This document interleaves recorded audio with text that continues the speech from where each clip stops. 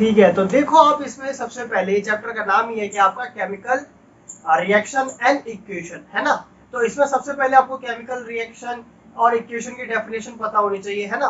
तो वो देख लेते हैं क्या है, तभी आपको थोड़ा पता चलेगा कि क्या होता है क्या चीज। ठीक है, तो सिंपली देखो क्या होता है, सिंपली शब्दों में कहें तो आपका केमिकल रिएक्शन क्या होता है, एक प्रोसेस होता है। इस प्रोसेस में होता क्या है कि एक या एक से ज्यादा सब्सटेंस जो होते हैं ना, वो दूसरे नए सब्सटेंस में कन्वर्ट हो जाते हैं, जो कि वापस नहीं आ सकते। मतलब कि यही समझ लो कि ऐसे सब्सटेंस हो जो कि पहले वो, जैसे कि कुछ भी चीज ले लो जो कि वो कुछ चीज थी ए, ठीक है, और वो बी में कन्वर्ट हो गई और बी से ए में नहीं आ सकती, वो इरिवर्सिबल रिएक्शन होती है। तो इरिवर्सिबल रिएक्शन होती है आपकी केमिकल रिएक्शन आपकी, ठीक है। दैट मीन्स कि वो जब एक चीज से दूसरी चीज में कन्वर्ट हो जाती है, वो वापस उस फॉर्म में नहीं आ सकती, ठीक है। तो वही प्रोसेस आपकी केमिकल रिएक्शन होती है, ठीक है। तो इसीलिए मैंने लिखा है प्रोसेस इन विच वन और मोर सब्सटेंस रिएक्ट करते हो, लिखने की जरूरत नहीं है, कन्वर्टेड टू वन और different substance that is irreversible, ठीक है। ये ऐसे ब्रैकेट में करके लिख लेना, इज कॉल्ड केमिकल रिएक्शन, ठीक है। अब केमिकल रिएक्शन में सिंपली ये होता है, देखो बीच में होता है एरो, ठीक है, और इधर होता है ये लेफ्ट हैंड साइड, ठीक है, और इधर ये आपका क्या होगा, राइट हैंड साइड, ठीक है कि नहीं। अब इधर होगा आपका रिएक्टेंट्स, ठीक है, और इधर आपका क्या होगा, प्रोडक्ट्स, ठीक है। अब देखो यहाँ पे रिएक्टेंट्स 2 3 4 5 ऐसे होंगे कि 2 4 चीजें आपस में रिएक्ट करी, ठीक है, और वो रिएक्ट करके कुछ प्रोडक्ट बना लिया उन्होंने, जो कि न्यू प्रोडक्ट होगा, जो कि इधर से वापस नहीं आएगा, ठीक है। तो अब सिंपली भाषा में तो ये चीज थी, ठीक है, रिएक्टेंट्स गिव्स प्रोडक्ट, यही आपका केमिकल रिएक्शन, ठीक है। सिंपली इसका एग्जांपल लूं मैं, अगर कोई, जैसे कि मैंने एक एग्जांपल लिया, यहाँ पे मैंने एग्जांपल लिया मैग्नीशियम जो है, मैग्नीशियम बर्न, ठीक है, मैग्नीशियम को हमने बर्न किया, ठीक है, और वो बन गया क्या, मैग्नीशियम ऑक्साइड, ठीक है। हमने जब मैग्नीशियम को बर्न किया तो वो मैग्नीशियम ऑक्साइड बन गया। तो ये आपका इधर क्या है, रिएक्टेंट, और ये क्या है आपका प्रोडक्ट, ठीक है। अब ये मैग्नीशियम ऑक्साइड से इधर हम मैग्नीशियम को नहीं ला सकते, तो ये इरिवर्सिबल रिएक्शन है और ये केमिकल रिएक्शन भी है, ठीक है। अब इसी को देखो, ये रिएक्शन हो गई, इसी को हम सिंबल की फॉर्म में लिखते हैं, तो कैसे लिखते हैं, जैसे देखो मैग्नीशियम का होता है Mg, ठीक है, और ऑक्सीजन का होता है O2। अब देखो सबसे पहले देखो किसी किसी में मैंने Mg लिखा है और इसमें O का, ऑक्सीजन का तो वही होता है, O2 क्यों लगा दिया।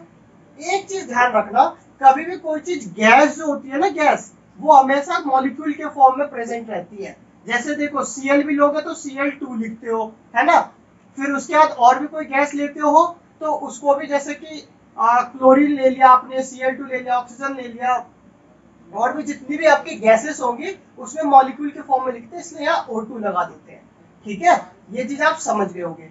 अब ये जब रिएक्ट करा, देखो अब इससे एक और चीज मैं आपको बताना चाह रहा हूँ कि कभी भी कोई भी चीज को हम बर्न करेंगे, ठीक है, जब भी बर्न करेंगे तो उसको ऑक्सीजन के साथ ही रिएक्ट कराना होता है, ये ध्यान रखो। कोई भी चीज होगी उसको ऑक्सीजन के साथ रिएक्ट करेंगे, कहने का मतलब उसको बर्निंग कर रहे हैं, ठीक है, और उसको हम, ये समझ लो उस चीज को हम कंबशन भी कहते हैं। तो 2 3 चीजें जान गए होंगे, इरिवर्सिबल, केमिकल रिएक्शन, बर्निंग में क्या होता है। अब ये बन जाएगा MgO, हमें पता है ये मैग्नीशियम ऑक्साइड बनाता है, ठीक है, ये आपको पता चल गया, ये आपका केमिकल इक्वेशन, और इसमें जो हो रहा है वो केमिकल रिएक्शन। तो केमिकल रिएक्शन को सिंबल की फॉर्म में लिखना, that is called chemical equation. Writing the chemical reaction in symbolic form is called chemical equation, ठीक है। और इसमें एक और चीज रख लेना, क्या कहते हैं, सिंबॉलिक फॉर्म विथ, एक चीज और ऐड कर लेना इसमें, with their state is called chemical equation, ठीक है। अब इसमें देखो यही चीज है, सिंपली देखो ये आपका Mg कौन से स्टेट, स्टेट मतलब 3 स्टेट होते हैं, ठीक है। या तो वो आपका क्या होगा, सॉलिड होगा, S फॉर सॉलिड, ठीक है, फिर लिक्विड के लिए L और गैस के लिए G। ये याद रखना कि कौन सा एलिमेंट किस स्टेट में प्रेजेंट होगा, ये आपका सॉलिड में, ठीक है। फिर ये आपका क्या होगा, ये आपका किसमें, गैस में प्रेजेंट होगा। ये आपको समझ में आ रहा है, ठीक है, ये आपको समझ में आ गया होगा। ये सॉलिड, गैस, और फिर ये भी एंड में आ जाके सॉलिड में आ जाता है क्योंकि बच जाता है, ठीक है। तो ये आपको समझ में आ गया होगा कि इसको ऐसे नीचे नहीं, ऐसे साइड में लिख दो, ऐसे ब्रैकेट करके गैस, ठीक है। तो ये रिप्रेजेंट ऐसे करते हैं प्रॉपर, ठीक है। मगर ऑब्वियसली आप करते हो तो अगर ये आप स्टेट नहीं भी मेंशन करते हो तो कोई मतलब मार्क्स नहीं कटते हैं उसके, ठीक है। ये ध्यान रखना, आप उसको नीचे भी लिख सकते हो और साइड में भी लिख सकते हो, ठीक है। ये पूरा प्रॉपर रिप्रेजेंटेशन है केमिकल इक्वेशन का। तो ये आपकी केमिकल इक्वेशन, ये आपकी केमिकल रिएक्शन। अब मैं कुछ एग्जांपल लूंगा जिसके थ्रू आप जानोगे कि हम कौन सी प्रॉपर्टीज, कौन सी कैरेक्टरिस्टिक्स होती है जिनके थ्रू हम जानते हैं कि ये केमिकल रिएक्शन है, ठीक है। तो आप जानोगे उसमें कैरेक्टरिस्टिक्स, ठीक है। तो कैरेक्टरिस्टिक्स सिंपली कोई भी चीज की यही होती है कि हम इसकी प्रॉपर्टी से हम जान सकते हैं अच्छा ये केमिकल रिएक्शन है, ठीक है। बिफोर दैट आपको मैं एक एग्जांपल और लेके बता देता हूँ जिससे कि आपको पता चलेगा कि केमिकल चेंज और फिजिकल चेंज में क्या डिफरेंस होता है, ठीक है। सपोज क्या मतलब, आप जैसे कैंडल को जलते हुए देखते हो, ठीक है। तो ये आपका ये जो कैंडल का वैक्स होता है वो आपका कौन से स्टेट में होता है, सॉलिड स्टेट में, सॉलिड की फॉर्म में रहता है ना। तो ये जब ऑब्वियसली ये आपका जलता है तो ये मेल्ट होता जाता है, ये मेल्ट हो रहा है भाई, ठीक है। अब ये मेल्ट हो रहा है तो ये आपका क्या, मेल्ट होते होते होते सॉलिड जो है पूरा किसमें कन्वर्ट हो जाता है, लिक्विड में कन्वर्ट हो जाता है, ठीक है। तो ये देख रहे हो स्टेट चेंज हो रही है, क्या चेंज हो रही है, स्टेट। अब ये जो स्टेट चेंज हुई है ये केमिकल और फिजिकल कब कहलाता है, अगर ये लिक्विड से सॉलिड में नहीं जा सकता, ठीक है, यानी कि इरिवर्सिबल हो जाए, तब वो केमिकल चेंज हो जाएगा, ठीक है। अगर ये लिक्विड से सॉलिड चला जाए, दैट मीन्स कि रिवर्सिबल, तब वो फिजिकल चेंज हो जाएगा, ठीक है। बस इतनी सी चीज ध्यान रखनी है, कोई भी स्टेट चेंज करे वो वापस, मतलब कोई भी रिएक्शन होने के बाद वो वापस उस में रिवर्सिबल हो जाए तो वो आपका फिजिकल, और अगर नहीं जा सकता तो वो आपका केमिकल। तो देखो इसमें जो भी ये है, ये आपका लिक्विड की फॉर्म में जो भी गिरा है, अगर मैं इसको क्या कर दूं, कूल करूं, कूल मतलब थोड़ा फ्रीज टाइप कुछ करूं, मतलब इसको ठंडा ठंडा करूं, तो ऑब्वियसली ये जो आपका लिक्विड है ये सॉलिड में कन्वर्ट हो जाएगा। तो ये जो आपका वैक्स जो भी मेल्ट हो रहा है, मेल्ट होके जो गिर रहा है या मेल्ट जो भी पार्ट हो रहा है इतना, वो ऑब्वियसली क्या होगा, वो फिजिकल चेंज होगा, क्योंकि हम इसको क्या कर सकते हैं, इसको हम चेंज कर सकते हैं एक स्टेट से दूसरे स्टेट में, सिंपल सी बात ये है। अब दूसरी चीज जो यहाँ पर मेल्ट हो रहा है, ठीक है, बिल्कुल इसके पास में, ठीक है। अब यहाँ पर क्या हो रहा है, यहाँ पर हो रहा है केमिकल चेंज, ठीक है। ऐसा क्यों, क्योंकि यहाँ पर जो भी मेल्ट हो रहा है आपका, ठीक है, इस जगह पे जो मेल्ट हो रहा है, इस जगह पे जो भी मेल्ट हो रहा है आपका, तो यहाँ पे जो भी मेल्ट हो रहा है तो ये आपकी यहाँ से क्या प्रोवाइड कर रहा है, यहाँ से हमें हीट प्रोवाइड कर रहा है, क्योंकि ये मेल्ट हो रहा है तो इससे जो भी मेल्ट हो रही है इससे हीट निकल रही है, और क्या निकल रही है, लाइट निकल रही है, समझ रहे हो, इससे CO2 भी निकल रहा है। तो ये जो हीट, लाइट और CO2 है ये वापस से ये वैक्स बना देगा क्या, वापस से वैक्स नहीं बना पाएगा, ये जो ये वाला मेल्ट वाला पार्ट है ये बना देगा। तो ये आपका फिजिकल चेंज, और ये जो पार्ट हीट, लाइट और CO2 में कन्वर्ट हो चुका है वो वापस से क्या करते हैं, इसमें कन्वर्ट नहीं कर सकता। दैट्स व्हाई ये वाला जो पार्ट से जो हमें हीट, लाइट और CO2 और गैसेस निकल रही हैं, और भी गैसेस, ठीक है, तो वो आपका केमिकल चेंज में आ गया। तो ये आपको ध्यान रखना है इतनी सी चीज, ठीक है। तो ये आपका केमिकल चेंज है कि न्यू प्रोडक्ट फॉर्म हो गया, ठीक है, और वो वापस नहीं आ सकता, समझ गए। अब फटाफट अब चलो एग्जांपल करते हैं। देख रहे हो यहाँ पर एक बर्नर है, फिर मैग्नीशियम रिबन है, उसको पकड़ा हुआ है एक टोंग से, ठीक है, ताकि आप जलो नहीं जब ये जले। तो ये काफ़ी रिएक्टिव होता है, तो जैसे इसको रिएक्ट कराएंगे तो देखो वाइट फ्लेम निकलेगा, आपको दिखेगा, अभी दिख जाएगा। तो देखो ये फ्लेम निकला, और फिर फ्लेम से जो वेस्ट इसका है वो नीचे गिर जाता है, ठीक है। तो आपको ये समझ में आ गया होगा कि मैग्नीशियम को ऐसे बर्न करते हैं, ठीक है। तो आपको समझ में आ गया होगा। अब आगे बढ़ते हैं। तो आगे यहाँ पे देख रहे हो अगला रिएक्शन आपका जिंक ग्रेन्यूल यहाँ पे रखा हुआ है, इधर सोप सॉल्यूशन है दूसरी साइड में, फिर ये आपका HCl H2SO4 है जिसे सल्फ्रिक एसिड का ये हमने डाला।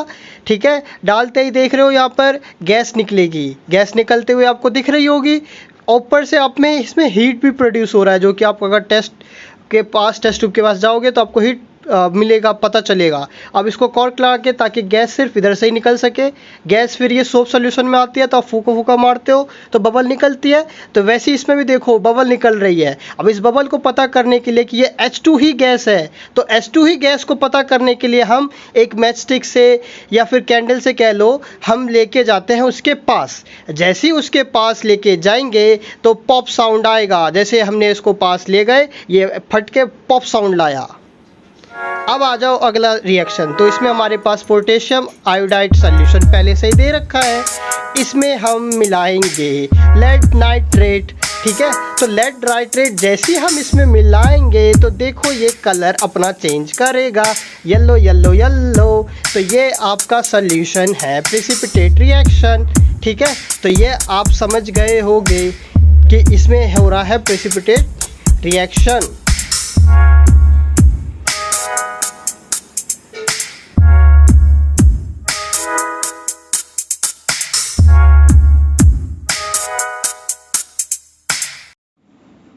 तो इसमें आप देख ही रहे होगे ये वाला जो रिएक्शन है H2SO4 रिएक्ट किससे किया, जिंक ग्रेन्यूल्स में हमने डाला था, तो इसमें ZnSO4 और H2O गैस निकली, तो इसमें हीट भी निकली है प्लस H2O गैस भी।